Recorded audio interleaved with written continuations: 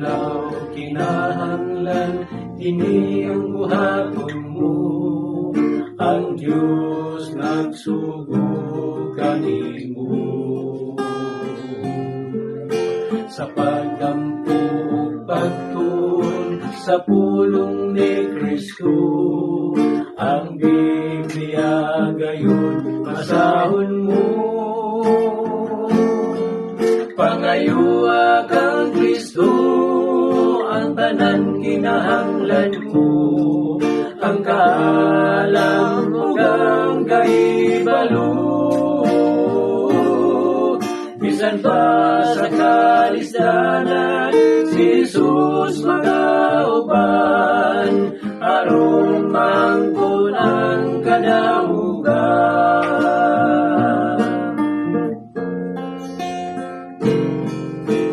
Daghang mga butang ang Diyos pasalamatan, ang kinabuhi ang iampingan. Matag pitig gayon sa imong orasan, angay gayon siyang pasidunggan.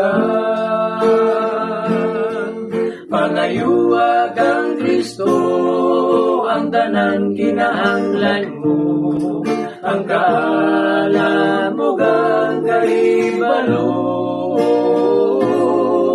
bisan pa sa kalisdanan, si Jesus magauban, aron mangkon ang kadaugan.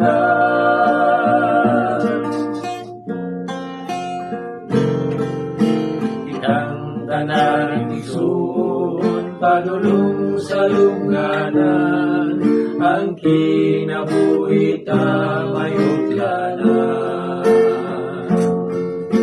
Kitang mga buhi, doon na may paglaom, sa Diyos mo alagad nga matinulanon. Pangayuwa kang Kristo, ang tanan kinahanglan mo.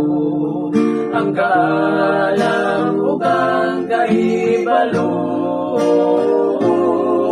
bisan pa sa kalisdanan, si Jesus magauban, aron mangkon ang kadaugan. Pangayuwa kang Kristo, ang tanan kinahanglan mo.